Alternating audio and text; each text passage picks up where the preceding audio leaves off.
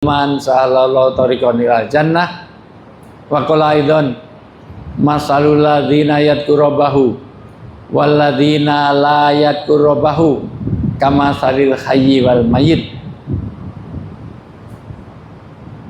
Wa qala Allah ta'ala fil kitabil karim a'udzu billahi minasyaitonir rajim ya ayyuhalladzina amanu qu anfusakum wa ahlikum nar. Al-ayat sadaqallahul adzim wa sadaqal rasul karim wa nahnu ala dzalika minasyaitin wa syakirin walhamdulillahi rabbil alamin. Untuk akhwat mbak-mbak yang baru datang, jangan duduk di depan pintu majelis ilmu.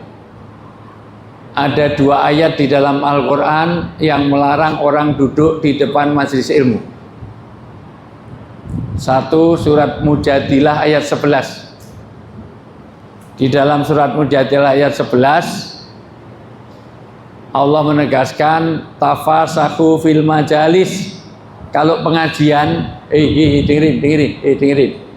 Kalau pengajian harus merapat ke depan supaya orang yang datang itu tidak melompati pundak-pundak sahabat. Maka siapapun yang ngajar di sini, baik itu Anwar Zahid, baik itu Hadi Hidayat, baik itu Hakim, baik itu siapapun pokoknya itu merapat ke depan sehingga yang belakang datang tidak terhalang.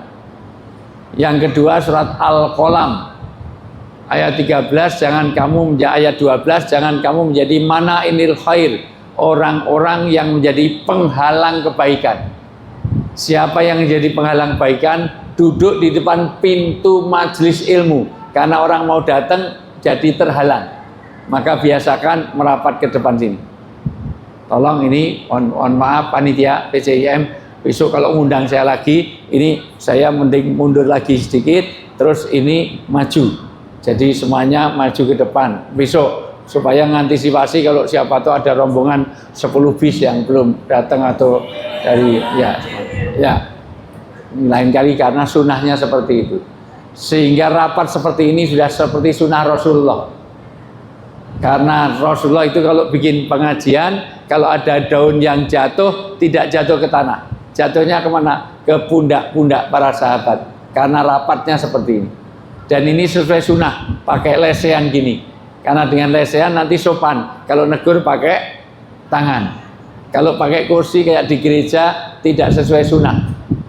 Karena kalau negur pakai kaki, mas kabarin ya, ini kan jadi sopan kan? Apalagi udah saling pijit memijit, nggak sadar kan? Halo,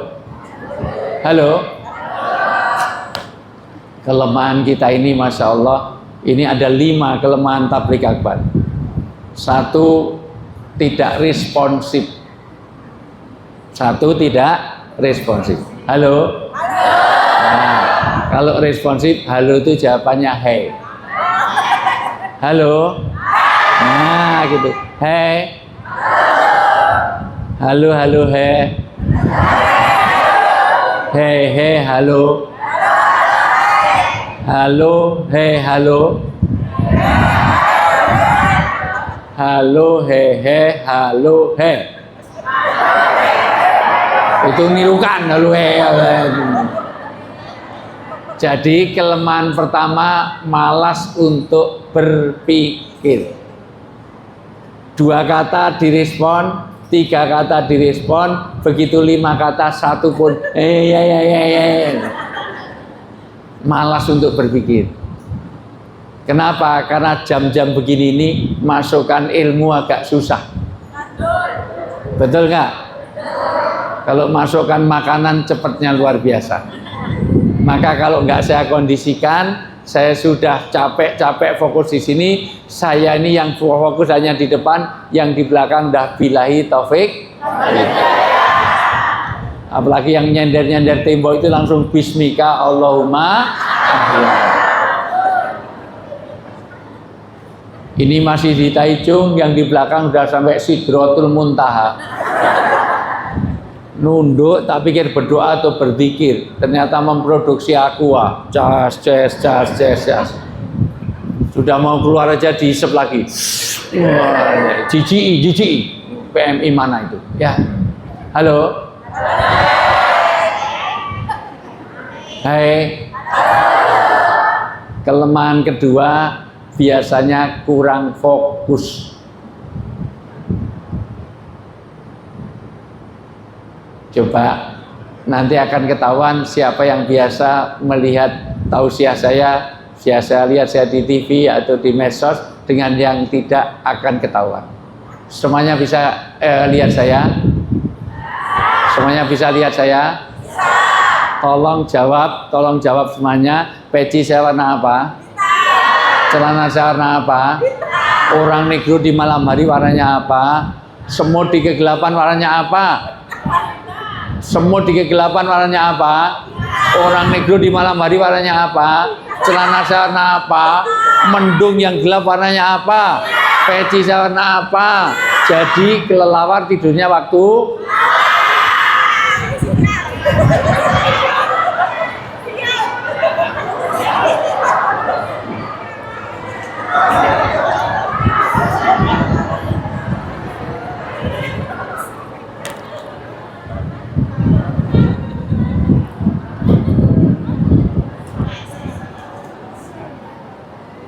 ini. Kenapa pengajian saya nggak seperti kiai-kiai yang lain? Gimana saya mau memulai sementara jamaahnya masih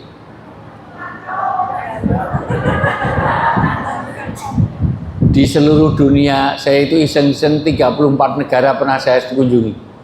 Hanya di sini ada kelelawar tidurnya waktu malam. Nggak hanya di sini.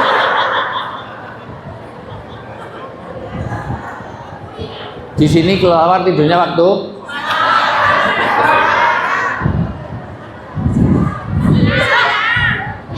kalau tadi malam tidak fokus. Tangan kanan diangkat semuanya. Diangkat. Gerakan saya cari tari sufi. Bapak Ibu nanti kalau ke Dubai, ke Yordan, ke Mesir, orang muter ratusan kali nggak jatuh. Ada kekuatan Tuhan dalam hidup kita. Kata Ibnu Arabi, bukan Anda sedang gerakkan. Ini Allah gerakkan tangan kita agak condong dikit biar nggak tremor, biar nggak Parkinson, biar nggak pikun. Tegak lagi. Semua lihat saya. Ikuti perintah saya. Kenceng lagi, kayak mau copot. Refleks, kenceng lagi. Ikuti perintah saya lebih lagi. Pegang dagu.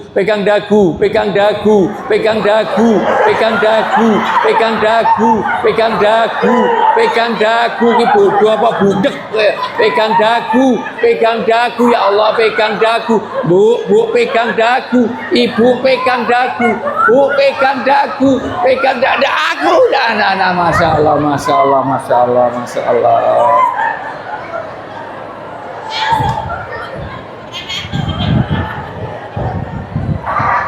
Gimana saya mau ngisi pengajian? Ternyata PCIM menghadirkan sini wong edan kabeh dia. Kamu dengar nggak? Saya suruh pegang apa? Ini dagu apa jidat? Nah, kamu gini terus. Ternyata apa yang dilihat lebih terkesan daripada apa yang dengar nggak? Saya suruh pegang apa? Ini dagu apa jidat? Nggak apa-apa, ini 5 kali turun. Ada yang sampai 12 kali itu, Bu. Itu tadi turun karena dipukul sebelahnya. Bu, dagu. Dagu. Kedua, pentingnya pemimpin. Nyatanya pemimpinnya begini, pengaruhnya kepada banyak orang. Ketiga, maka kalau nanti punya anak, Anda nasihati sampai ribuan kali, mulutnya berbusa, nggak ngaruh, nggak ngefek dibanding dengan perbuatan Anda. 1000 kata-kata bisa dilupakan, tapi 1 perbuatan bisa berkesan sampai hari kiamat. Dengerin, laki-laki, kamu merayu wanita dengan kata-kata luar biasa, nggak ngaruh sama sekali. ibu-ibu cantik ini, Andi sekali perbuatan ini 2000 MT kasih, itu dia ingat sampai hari kiamat. 10.000 MT lah ini, tiap minggu saya kasih 10.000 MT Anda ini. Dengar nggak? Maka kalau pengen berkesan jangan hanya ngomong. Kalau hanya ngomong itu gampang, tapi perbuatan itu lebih penting. Betul nggak? Jadi sudah fokus? Jadi sudah fokus? Jadi kelelawar tidurnya waktu? Kalau daun itu warnanya apa? Semuanya jawab. Kalau daun warnanya apa? Kalau rumput warnanya apa? Kalau pisang masih mentah warnanya apa? Kalau kelapa muda warnanya apa? Kalau di lampu merah, kuning sama apa? Kalau pisang masih mentah warnanya apa? Kalau rumput warnanya apa? Jadi jerapah makannya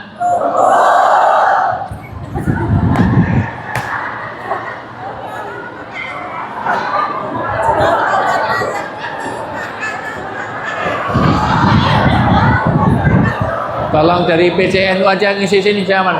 Ketua IMIT aja dah lanjutkan. Kayaknya saya nggak bisa melanjutkan tausiah di sini. Sudah pernah lihat, mohon maaf, sudah pernah lihat jerapah?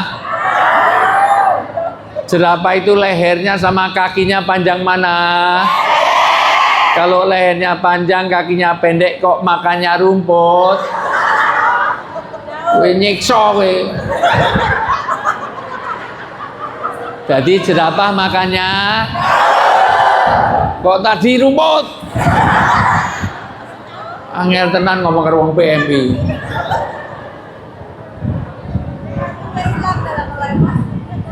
Yang saya hormati, saya banggakan, saya muliakan, saya takzimi, saya doakan mudah-mudahan Allah jaga kesehatannya, diberikan keberkahan dan kemanfaatan hidupnya dunia sampai akhirat. Pertama Imam Ali, tadi mana? Ya, Imam Ali. Ya, udah, oke. Nice to meet you, God bless you.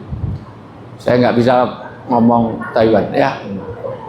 Yang saya hormati Ketua PCIM, yang saya hormati Ketua IMIT, yang saya hormati Ketua PCNU, yang saya hormati para orang-orang tua kami, ustadz-ustadz yang hadir, bunda-bunda solihah, orang tua kami, seluruh PMI yang hadir, dari mana PMI, dari pelajar-pelajar, dari mana lagi? Udah, pokoknya semua yang hadir, mudah-mudahan Allah berkahi hidupnya dunia sampai akhirat. Kehadiran saya mudah-mudahan bawa keberkahan. Yang sakit-sakit mudah-mudahan pulang dari sini Allah berikan kesembuhan. Yang keluarganya masih berantakan mudah-mudahan jadi keluarga yang sakinah, mawaddah warahmah. Yang anaknya nakal-nakal menjadi anak yang soleh dan solihah. Yang jomblo-jomblo mudah-mudahan didekatkan jodohnya. Agak kenceng ini, banyak yang jomblo. Yang sudah berjodoh belum ada keturunan mudah-mudahan pulang langsung hamil. Yang masih terbelit utang piutang belum lunas mudah-mudahan pulang dari Taiwan Allah jadikan lupa orang yang menghutanginya. Amin yang kenceng, utangnya banyak. Pokoknya semua yang hadir mudah-mudahan Allah berkahi. Kenapa berkah itu penting? Orang ketemu, halo? Sudah fokus? Jadi kelelawar tidurnya waktu? Jadi jerapah makannya? Jadi jidatnya mana? Jidatnya mana? Jidatnya mana? Jidatnya mana? Jidatnya mana? Jidatnya mana? Jidatnya Allah. Angel tenan di sana. Ayo kok on. Lebih aku arep ngaji ning kene iki angel ora ngerti dagu, ora ngerti jidat ning warung. Sudah fokus? Kelemahan kedua, tidak mau berpikir, tidak fokus. Yang ketiga, mohon maaf, biasanya tidak hudurul qulub. Banyak pengajian apalagi tablik akbar itu tidak hadir hati. Makanya saya ini benahi dulu sebelum materi. Di mana-mana saya akan benahi. Karena saya sudah biasa bicara di depan 5 orang biasa, 50 orang, 5.000 orang, 5 juta orang pun biasa. Di TV kan yang nonton banyak. Jadi kelemahannya tidak fokus dan tidak hadir hati. Orang yang duduk di sini belum tentu hati pikirannya ada di sini. Maka tadi saya sudah bicara di Musola Nurul Iman di Yunan, itu saya sampaikan. Banyak orang itu ibadah, kadang-kadang sholatnya di sini, tapi hati dan pikirannya mengembara kemana-mana. Betul? Maka sholat itu yang sulit bukan tarku ala kulli syai, tapi tarku ala khiyali kulli syai. Jangan kemana-mana, saya akan kembali setelah yang lewat berikut ini.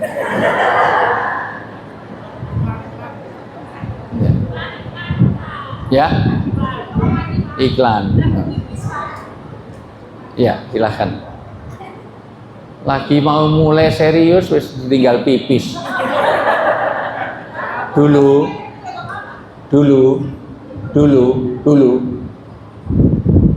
Malaikat Israel ketemu Nabi Muhammad, terus Nabi Muhammad bertanya, "Ya Israel, apa tugasmu untuk umatku?" "Oh gampang, tugasku cuma satu, nyabuti nyawanya satu persatu." Urut dari yang nyender-nyender, dari itu semuanya urut sana-sana, cabuti nyawanya satu-satu, terakhir sini. Maka Nabi Muhammad mengatakan, kalau itu yang kau sampaikan, semua umatku tahu malaikat Israel tugasnya nyabuti nyawa. Tapi yang paling penting ya Israel, apa tanda-tandanya kalau umatku sudah dekat dengan dirimu dan segera kau cabut? Oh banyak. Kalau banyak, tolong kasih tahu. Akhirnya oleh malaikat Israel dikasih tanda 3. Halo? 3 tanda orang dekat dengan malaikat Israel segera dicabut nyawanya. Pertama, kalau umatmu itu sudah berubah warna rambutnya. Jadi kalau sudah mulai beruban, ini yang sudah ubanan, mohon maaf, itu sudah dekat dengan malaikat Israel. Maka dalam Islam uban itu tidak boleh dicabuti. Maka kalau sudah mulai putih, tinggalkan dunia hitam. Tinggalkan dugem, tahu dugem? Dugem itu duduk gemetar semuanya. Kalau Soimah mengatakan tutupen botolmu, maka yang sudah mulai putih-putih harus segera bagaimana meningkatkan ibadahnya. Yang kedua, orang dekat dengan kematian ini penting. Kalau tidak berfungsi secara optimal organ tubuhnya, melihat tidak dengan jelas, ingatan sudah mulai lupa, pendengaran sudah mulai, maka orang Jogja mengatakan cedak karo mati nek wis kena penyakit 15B. B pertama mulai blabur, burem, buta. Baca WA dia jauh-jauhkan. B berikutnya beser, sing nguyung-nguyung mau, kencing-kencing. Beser. Ini pengajian setengah jam nguyuhe ping 3. Wis dekat dengan kematian. B berikutnya boyok. Jadi naik pengajian nyender, itu sing nyender. Nah itu dekat dengan kematian, nyender. B berikutnya mulai bingung, nggak tahu mana dagu, mana ji. Ayo cedak, wis cepat mati ya. B berikutnya mulai bau balsem, PPO Remasol. B berikutnya mulai bawel. B berikutnya sudah mulai butak. B berikutnya sudah mulai tidurnya tidak berhadapan-hadapan. Suami istri mau nyusul tidur malah diusir. Kono turun jopo kono, watuk terus. Lah sudah dekat. Ini sing guyu sudah ngalami. apalagi yang diem lebih parah lagi. Berikutnya macam-macam, sudah mulai batuk-batuk. Berikutnya napasnya mulai berbunyi. Nah, pelakunya ada di sini. Masya Allah. Terakhir, orang dekat dengan kematian kalau sudah mendekati asalnya.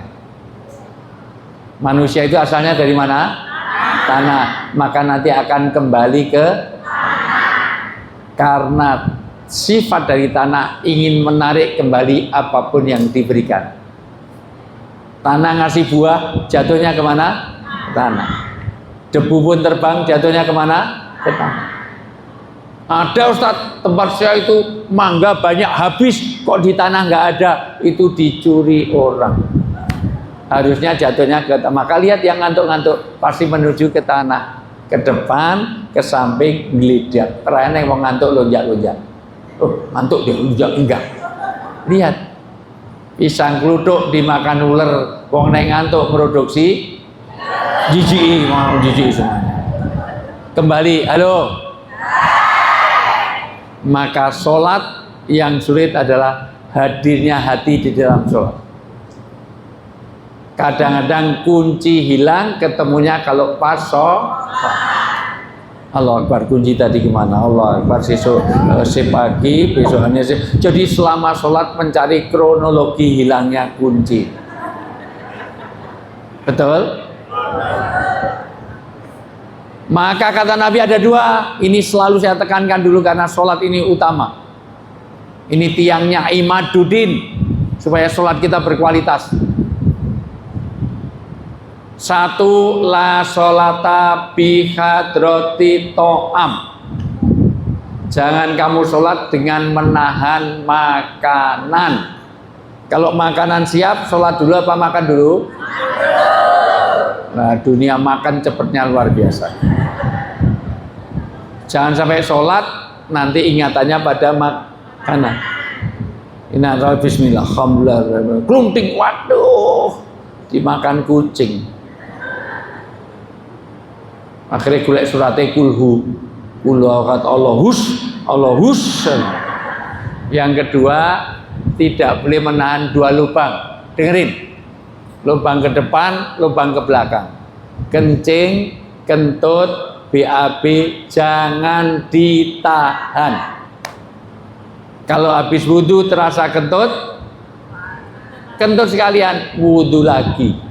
Jangan iman-iman.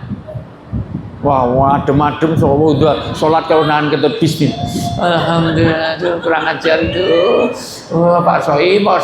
Wah, ngimami kesuwennya. Kulhu malah sapi kisma la takal pakor. Malah ternyata amin. Wong wis teko atahiyat. Wis tasawuf akhir kok krasa ngentut. Iman. Dijepit-jepit. Sampai berhenti. Assalamualaikum luar biasa. Padahal kalau dijepit itu, kalau daya jepitnya kalah, keluarnya malah panjang. Terutama yang gemuk-gemuk itu. Malah vibrasi. Semakin dijepit, semakin kenceng. Ini dasar wong ngentutan itu ya hebat. Saya punya teman, ngentutannya luar biasa. Ora tahu konangan. Karena pinter. Nek lungguh neng pengajian cedak karo meja. Jadi nek ngentut karo geret meja, grek karo dut jadi ra krasa. Dut. Neng wis tahu salah strategi. Meja ini digeret rampung, entute rung metu. Grek dut akhirnya ketahuan. Halo.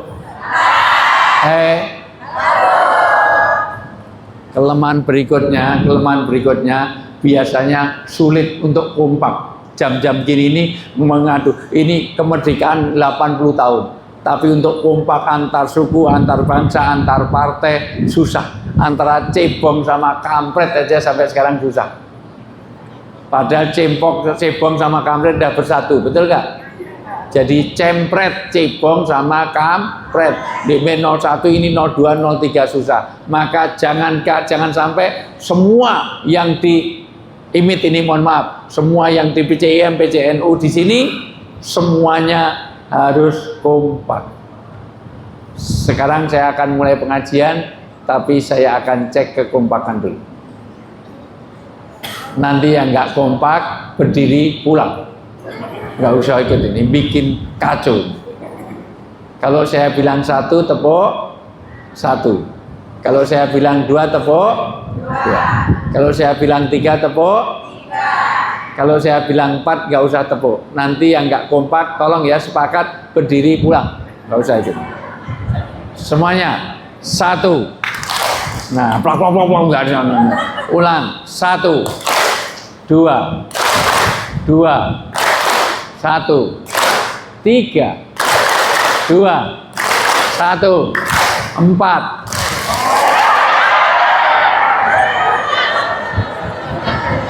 Tolong ketua imit itu diusin 6 orang itu pulang, 8 orang pulang nah.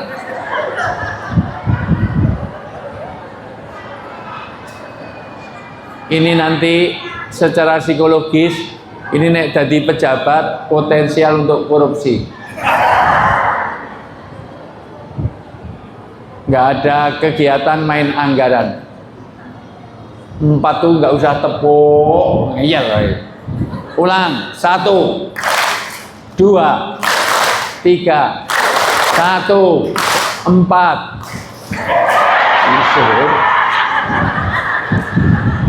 Wis nguyah-nguyuh beser-beser ora kompak.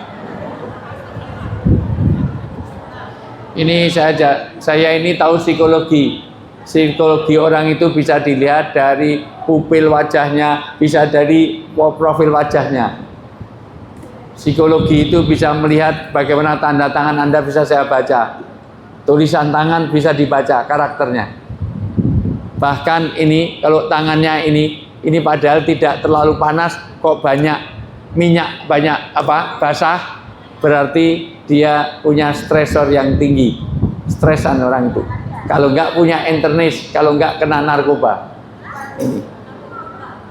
ini loh basah ini. Jangan dilap dulu malah dilihat ini, lihat semua. Bahkan garis tangan ini bisa saya lihat, saya baca. Ya, oke, 1 aja jangan banyak. Ayo diangkat, Mbak. Ya, angkat atas. Ya. Coba dimegarkan. Kamu ya dimegarkan supaya saya lihat garis tangannya. Ya, rapatkan 4. 4 rapat. Ya, rapatkan semuanya. Ya, kumpulkan darah di sini. Darahnya dikumpulkan. Lepas. Belum ngumpul. Kenceng lagi. Ditahan sebentar, lepas. Oke. Ini secara psikologi sudah bisa nebak. Namanya siapa, Mbak? Siapa? Rini. Denny. Yeni dari mana Yen? Ya? Bukan, asalnya mana? Asalnya? Jawa Tengah. Sudah nikah Yeni? Belum. Berbahagialah pemuda-pemuda nanti yang akan dapatkan Yeni. Secara karakter saya bisa nebak ini adalah wanita surgawi. 1 karena rajin pengajian, mau pakai menutup aurat, ini luar biasa. Kedua dari sifat psikologinya saya sudah bisa baca. Ini ciri wanita surga itu seperti Yeni. Dia taat dan penurut, suruh gini mau, suruh ngulang lagi mau, luar biasa. Insya Allah ini wanita surga. Insya Allah ya ini akan mendapatkan laki-laki yang soleh. Tapi syaratnya taat kepada suami, ini sudah bagus. Taat pada Allah Rasul, insya Allah ini. Ada yang salah dari saya? Coba 1 lagi. Ini kurang bagus ya. Saudara sekalian, hidup ini yang dicari adalah berkah. Tolong perhatikan baik-baik. Maka setiap saat orang hidup yang dicari adalah keberkahan. Orang ketemu satu dengan yang lain, assalamualaikum warahmatullahi wabarakatuh, minta berkah. Orang ada pernikahan, barakallaka wa baraka alaika wa jama'a bainakuma fi khair. Ya Allah, berilah berkah pada pernikahannya. Orang mau masuk rumah, Robbi anjilni munjalan mubarakan wa anta khairul munjilin. Ya Allah, berikanlah berkah pada rumah kami, kampung kami. Nanti kalau mau pulang, lihat kampung halaman, doa ini. Ini doa Rasulullah, supaya kampungnya diberkahi, supaya rumahnya diberkahi. Orang mau makan nasi yang nanam siapa? Petani. Tapi kalau mau makan, yang disebut petani apa? Allah. Petani, terima kasih, petani matur nuwun, petani matur. Gimana doa mau makan?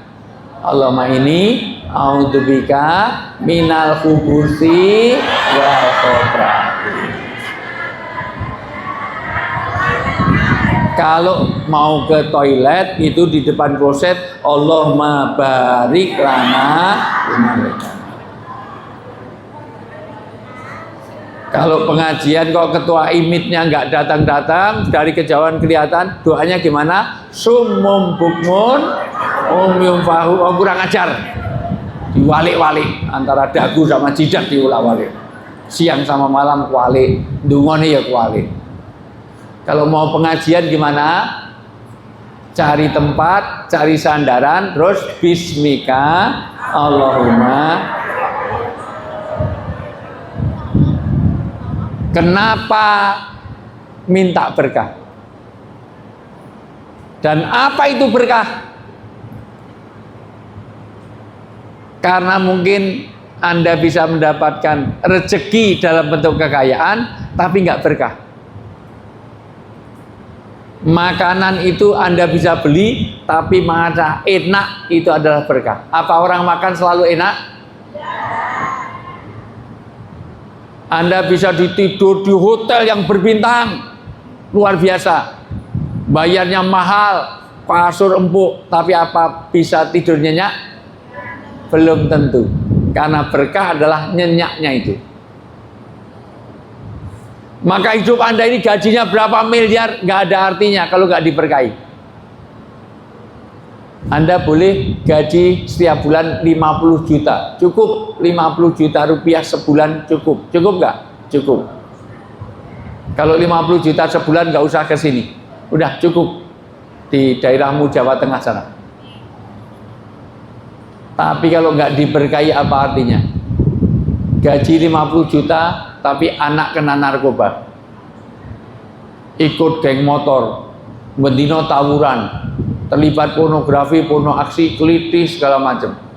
Istrinya mentel, bawel, cerewet, cerigis, makannya banyak, tidurnya betah, ngorok, ngentutan, ngeleran, ngantuan, lulak lolok, tulalit, O2N, on, nggak tahu mana dagu, mana jidat, ada kelelawar, tidurnya waktu opo wong wedok on. Suaminya galak, sudah hilang berkahnya. Pilih mana? Gaji 50 juta, keluarganya nggak tenang. Dengan gaji 100 juta, tapi keluarganya tenang, aman, damai. Pilih mana? Walaupun cuma 100 juta, tapi ketenangan itu berkah. Rasa cukup itu berkah. Halo? Anda merasa aman begini, ini berkah. Saya itu ingat betul karena saya punya teman, orang yang masuk 10 orang terkaya di Indonesia. Kalau saya sebutkan namanya, insya Allah mayoritas ngerti orang itu. Setiap bulan untuk dia bisa tidur nyenyak, dia nyewa hotel di Jogja. Ini karena pengalaman tak terlupakan. Sebelum saya nikah, saya punya teman akrab itu setiap ke Jogja mesti telepon saya, ngajak ngobrol di hotel. Kalau sudah malam capek dia tidur, saya pulang di Hotel Mutiara di Malioboro. Laki-laki, kalau perempuan saya lebih senang lagi. Halo, hei, karena kelemahannya siang. Jadi saya ini mau tek langsung kepada materi. Ini antara orang kita itu kalau lapar itu lemes, kalau kenyang nggak pernah ada. Makanya kalau orang Indonesia berkeringat pasti habis makan. Masih fokus? Halo? Coba sekali lagi, tisu ini warnanya apa? Semuanya lihat, tisu ini warna apa? Kalau tembok itu warnanya apa? Kalau kain kafan warnanya apa? Kalau susu warnanya apa? Kalau tulang warnanya apa? Kalau awan warnanya apa? Tisu ini warnanya apa? Susu warnanya apa? Tulang warnanya apa? Jadi sapi minumnya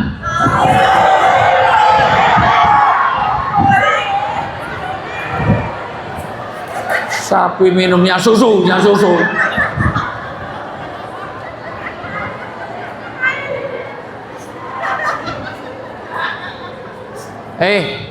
Jangan ada yang ternak sapi, bangkrut kamu. Sejak kapan ada sapi minum susu itu? Yang minum susu itu bayi, dengerin. Maka kalau nimang bayi jangan ngapusi. Tepuk ame-ame belalang, siang makan nasi, ngapusi, bohong. Di seluruh dunia bayi itu siang minum susu, malam ya minum susu. Kalau siang makan nasi, malam minum susu, itu bukan bayi.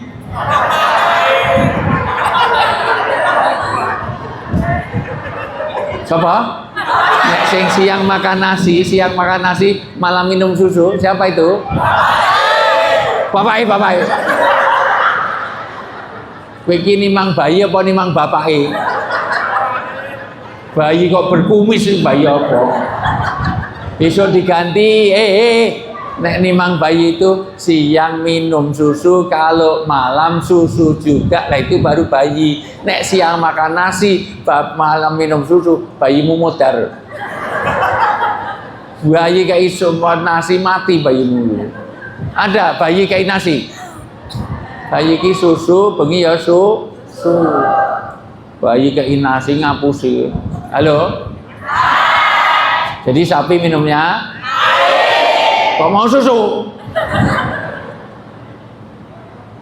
Apa itu berkah? Pertama, berkah ini sifatnya ilahiyah.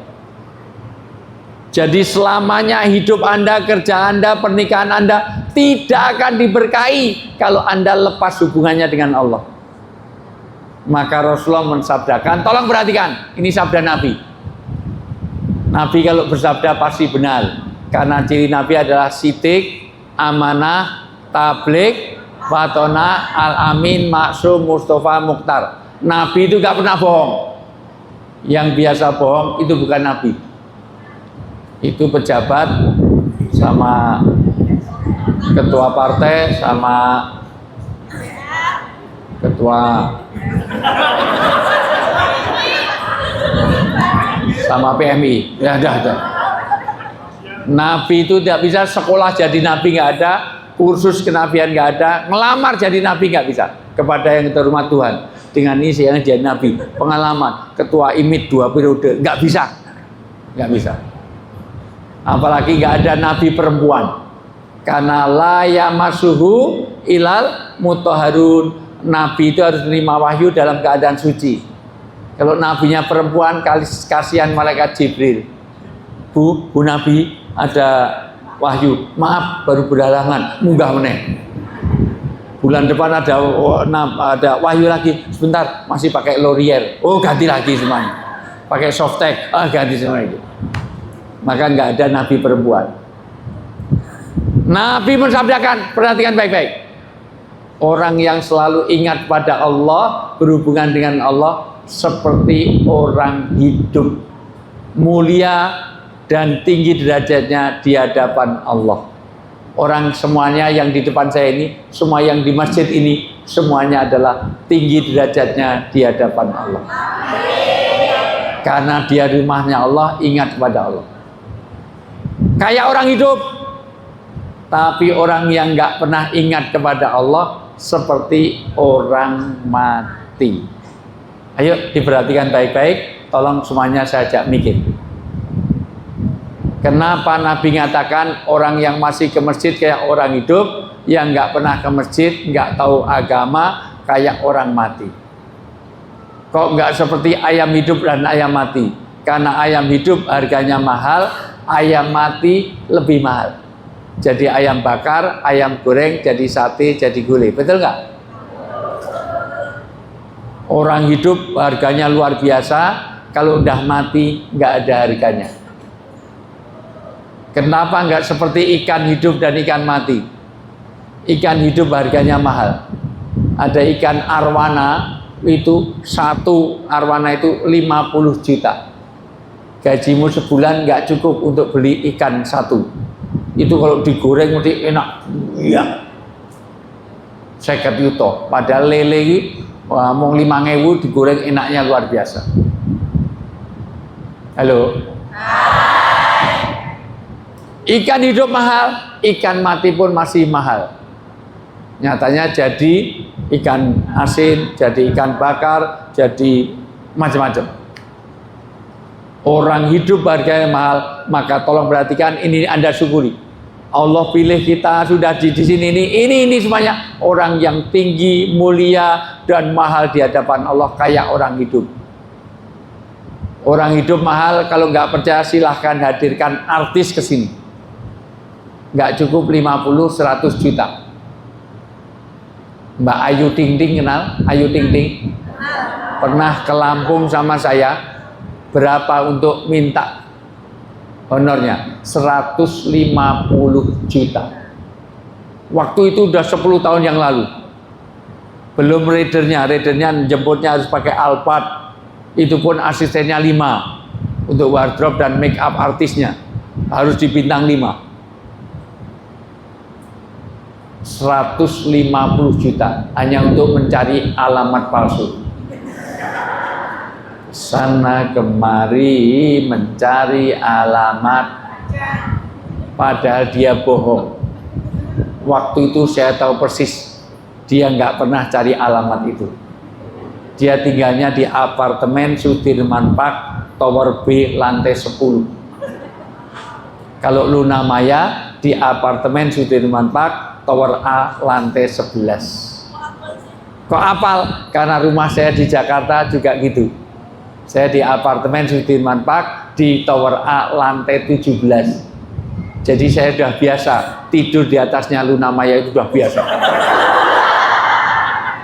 Loh, dia lantai 11, saya lantai 17. Ada yang salah dari saya? Kok kamu tertawanya agak?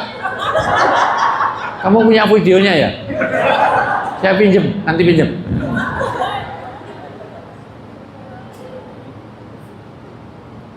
Ada penyanyi, halo,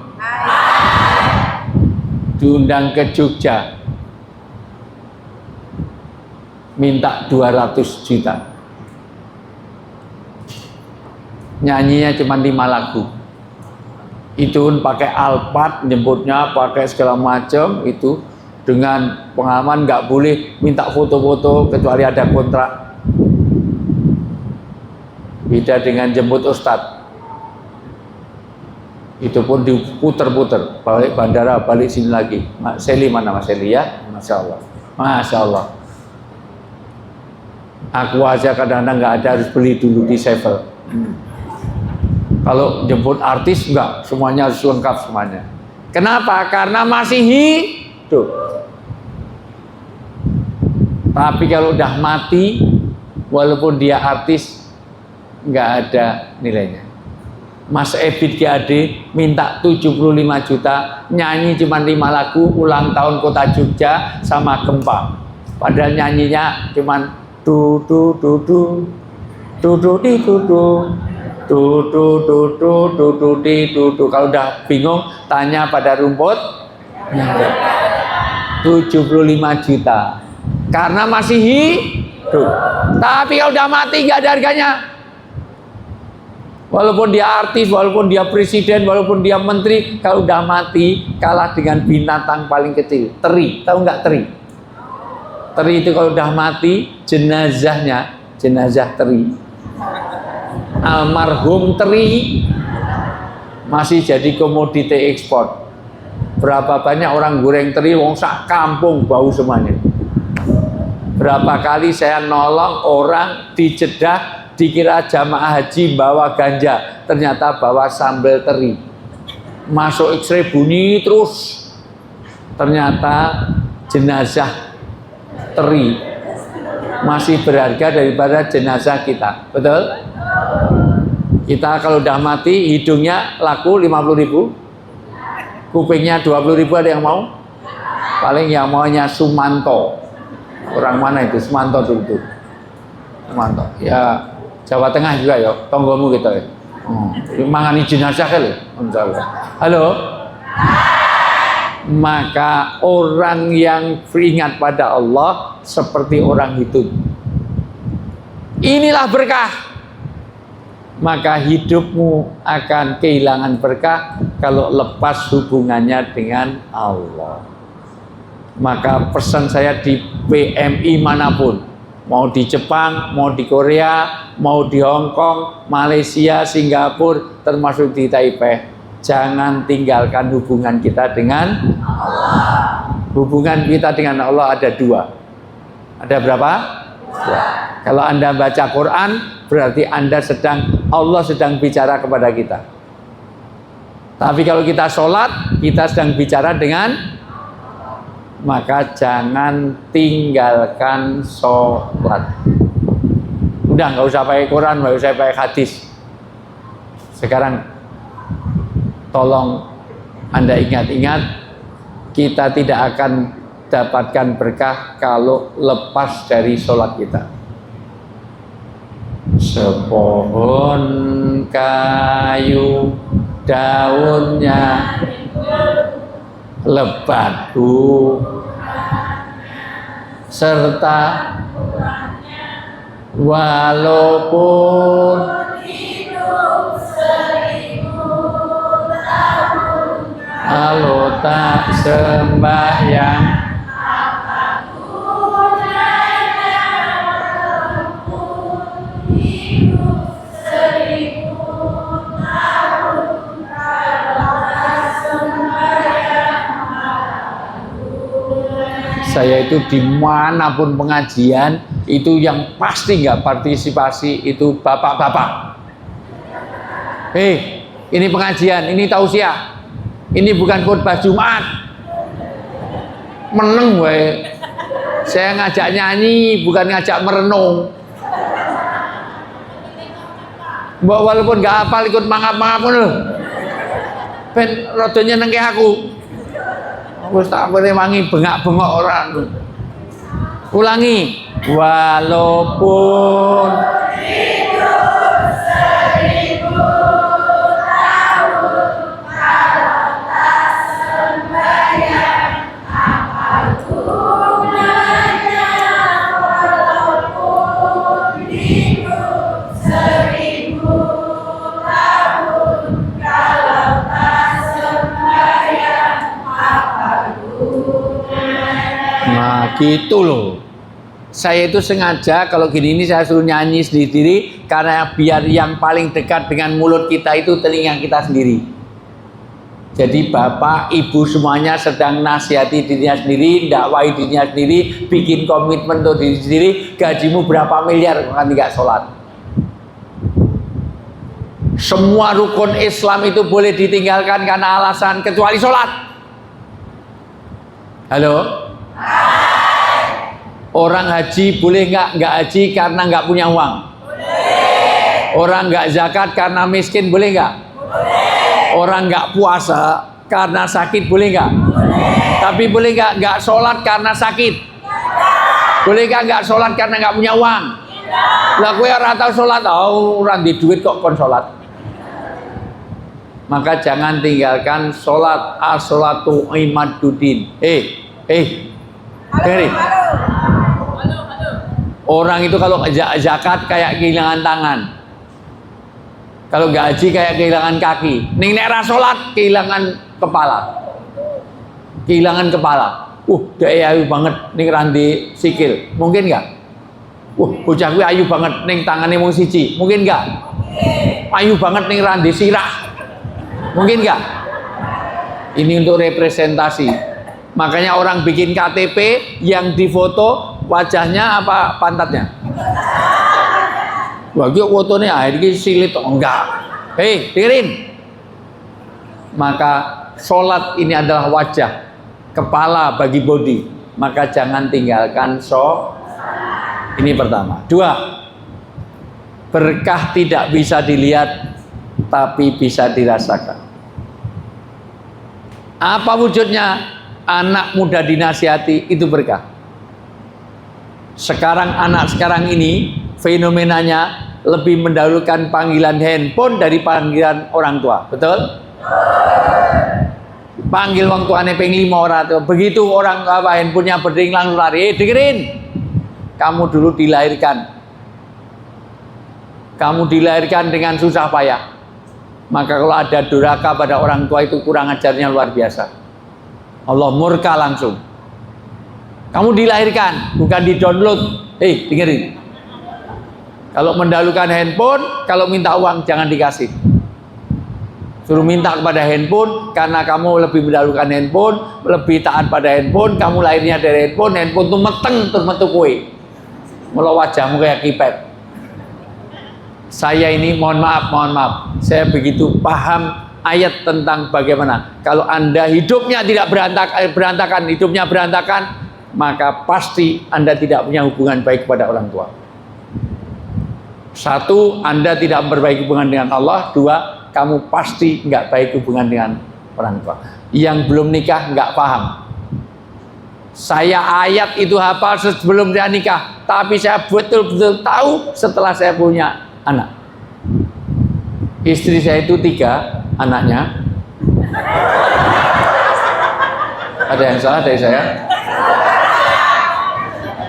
Istri saya itu 3 anaknya. Kan istri itu berapa? Kalau 1 is 1, kalau 2 is 2, kalau 3 is 3. Padahal kita istri. Makanya Rasulullah ditanya, nanti tanya ketua PCNU, ya Rasulullah, siapa yang paling kuhormati dalam hidup saya? Ibu. Kemudian siapa? Kemudian siapa? Kemudian siapa? Ibunya berapa tadi? Bapaknya? Sampai di sini paham? Sampai sini paham? Tadi ibunya berapa? Bapaknya? Jadi setuju dengan poligami? Angel tenan iki. Ora iso bahasa Inggris, ora iso ngitung, ora matematika, ora iso. Halo. Kadang-kadang anak sakit, orang tua ikut sakit, betul? Tapi orang tua sakit, anaknya ikut sakit? Bahkan orang tua mau gantikan anaknya kalau sakit. Istri saya harus keluar negeri karena istri saya membantu rektor untuk kerjasama bagian luar negeri, maka sering keluar negeri. Jadi saya berapa bulan yang lalu ke sini, tapi urusan kantor nggak sama saya. Kalau saya 3 kali ke sini itu sendiri juga, karena waktu pernah juga sama istri yang kedua. Halo. Mosok anak 3 yang sakit 2. Sampai saya berdoa, ya Allah, bayang sakit saya saja biar anak saya sehat. Betul?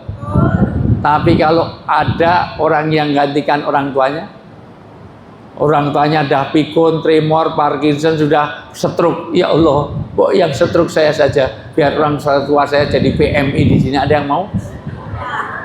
Bahkan Anda pernah melihat, saya pernah melihat sendiri, ada seorang ibu punya bayi kecil, pilek, dia nyedot umbele anaknya.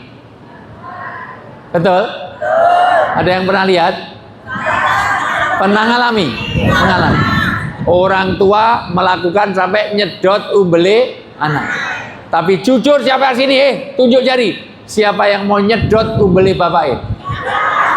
Ayo, sapa sing Bapak pilek Pak, tak sedot umbelmu. Ada yang mau?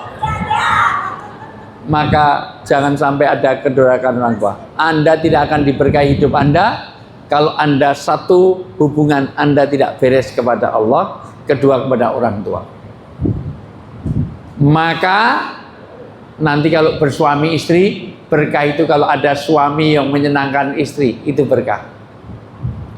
Suami yang menyenangkan istri itu berkah. Istri yang menyenangkan suami itu berkah. Karena banyak sekarang ini suami yang lebih pintar menyenangkan istri orang daripada istri sendiri. Kalau ngobrol dengan istri orang bisa 3 jam chatting, dengan istri sendiri asal jawab. Dari mana? Dari belakang. Mau kemana? Mau ke depan. Sudah makan? Sudah. Nggak makan mati. Ada nggak suami seperti itu? Ada nggak suami dicarikan nafkah malah dia kawin lagi? Ada nggak? Aku jawab sendiri, aku bojomu dhewe kuwi. Dengerin, dengerin. Para laki-laki, kamu nanti yang belum nikah, kalau sampai kamu menyakiti hati wanita, satu, berarti menyakiti hati keluarga besarnya. Menyakiti bapaknya, ibunya, adiknya. Dengerin, karena laki-laki jarang pengajian, betul? 2, dengerin baik-baik. Kalau kamu nyakiti hati wanita, wanita itu kalau sakit, begitu dia menangis, maka itu high cost, biayanya mahal. Wanita kalau nangis, air mata yang keluar merusak eyeliner, eyeshadow, bedak, foundation, krim malam, krim siang, segala macam. Nek wong lanang nangis nggak ada biayanya, betul nggak? Tonton juga PMI kawan kita sabun muka aja nggak pakai itu sabun mandi untuk muka, untuk tangan, untuk kaki, untuk nyuci. Makanya warna kulitnya podo kabeh, masya Allah. Dan dengerin baik-baik, kalau kamu sampai nyakiti istrimu wanita, wanita itu mudah memaafkan tapi sulit melupakan. Betul? Maka janda lebih sulit kawin lagi dibanding duda.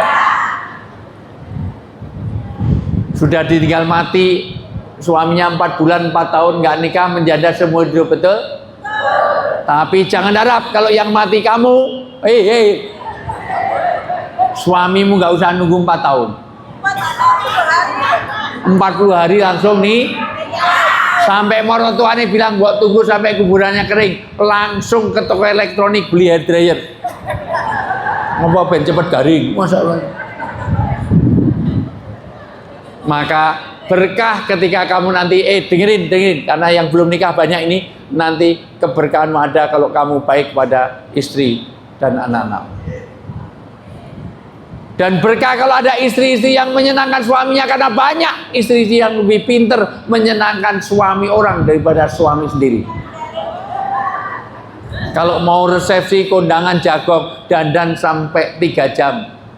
Kerudung aja 12 meter, puter sana, puter sini, naikkan lagi, turunkan lagi. Itu ada 100 tutorial jilbab.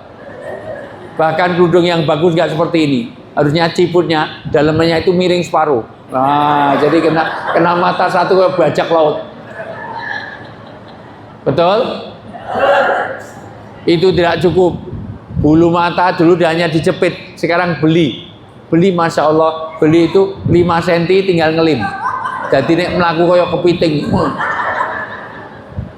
Saya ini kalau syuting yang lama bukan syuting, nunggu Tia Arista, Desi Ratnasari, Cika, ya Allah kok lama banget, ternyata masang.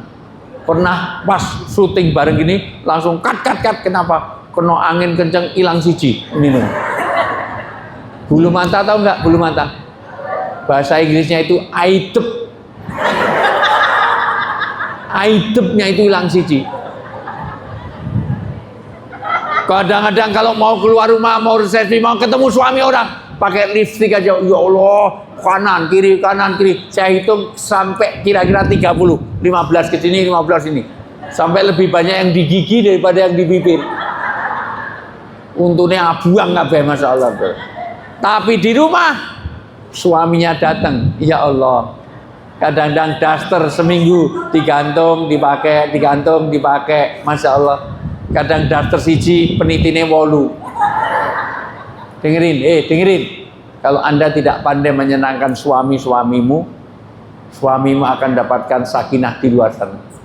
Apalagi neng Taipei, nonton tuh pakaian sing dhuwur kurang mengisor, sing ngisor kurang mendur. Roknya 15 cm kasih belahan 10 cm, tinggal 5 cm. Jadi jaraknya dengan ibu kota negara cuma 3 cm. Ditulisi ISIS Collection, Masya Allah. Ini anginnya gede muni, tir, Masya Allah. Halo? Maka berkah ketika nanti keluarga Anda sakinah. Anda harus punya cita-cita keluarga yang bertemu di dunia dan reuni di surga. Sakinah yang ketiga, tidak bisa dilihat tapi bisa dirasakan. Yang ketiga, tidak bisa diukur. Apa itu berkah? Tidak bisa diukur. Jadi nggak bisa PCNU dapatnya 5 ton, IMID dapatnya 2 ton, nggak bisa. Karena nggak ada ukur.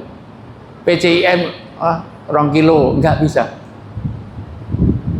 Maka inti dari berkah yang terakhir, inti dari berkah adalah ziyadatul khair, bertambahnya kebaikan. Kebaikan apa? Dunia dan akhirat. Karena kalau hanya baik di dunia, akhirat nggak dapat, itu namanya istidroj, itu namanya dilulu, itu namanya diujo, itu namanya disumpun. Anda itu dibanting, Anda dijunjung, nih dibanting. Halo? Maka hati-hati kalau Anda gajinya bagus, karirnya bagus, tapi jauh dari masjid, nggak pernah sholat, maka Anda sedang diuji. Anda kita diunggahke ning arep ditibake. Ketoke layangan diulur terus ben dhuwur dilepas. Dengerin. Kalau orang jatuh dari 2 anak tangga nggak masalah. Ning nek wis di atas genteng jatuh, atau kita coba salah satu naik sana terus jatuh.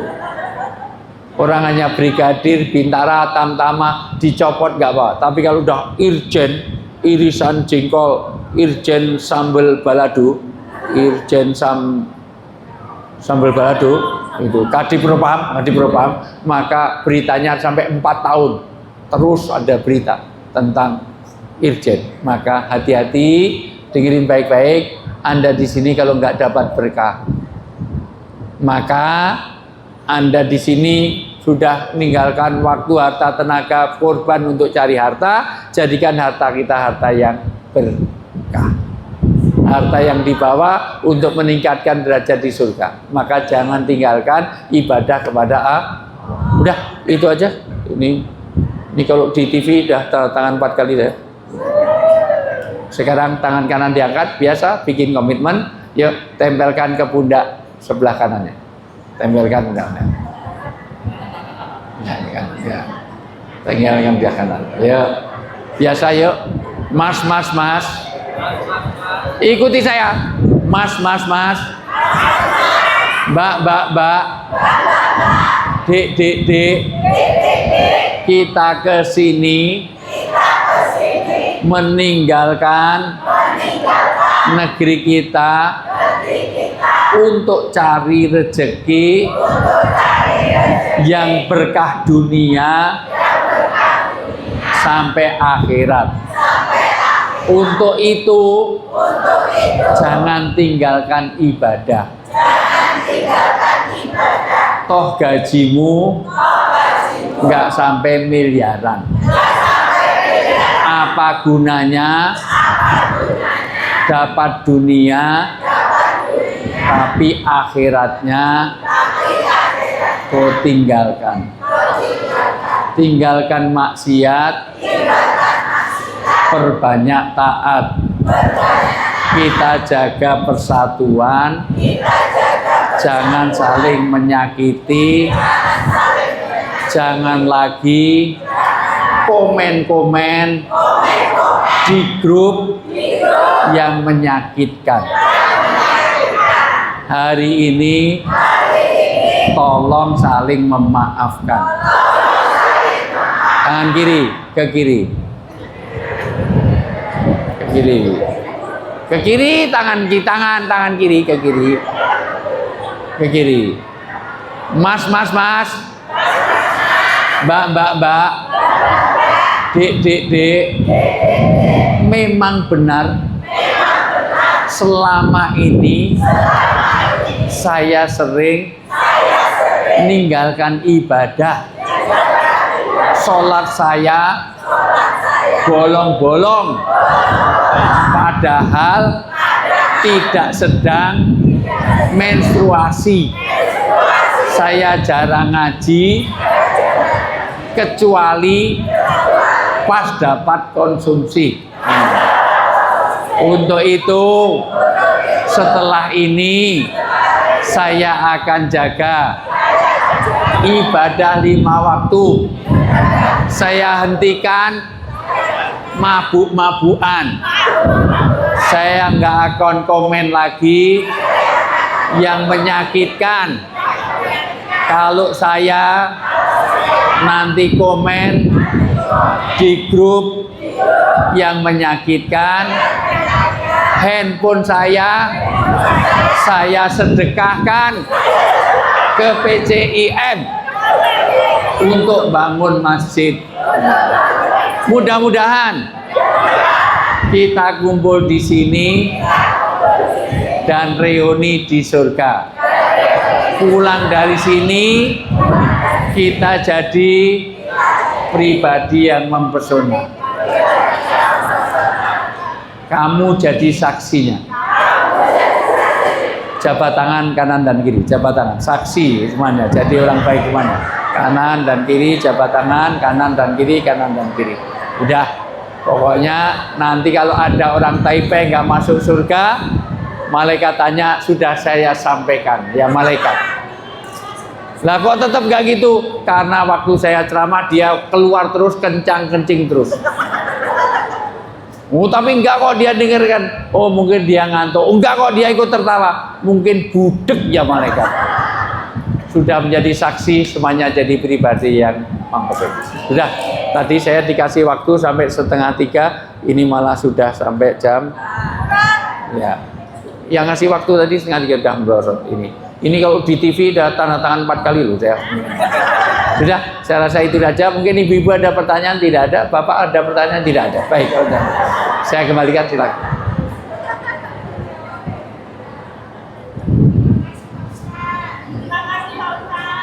Mana MC-nya tadi?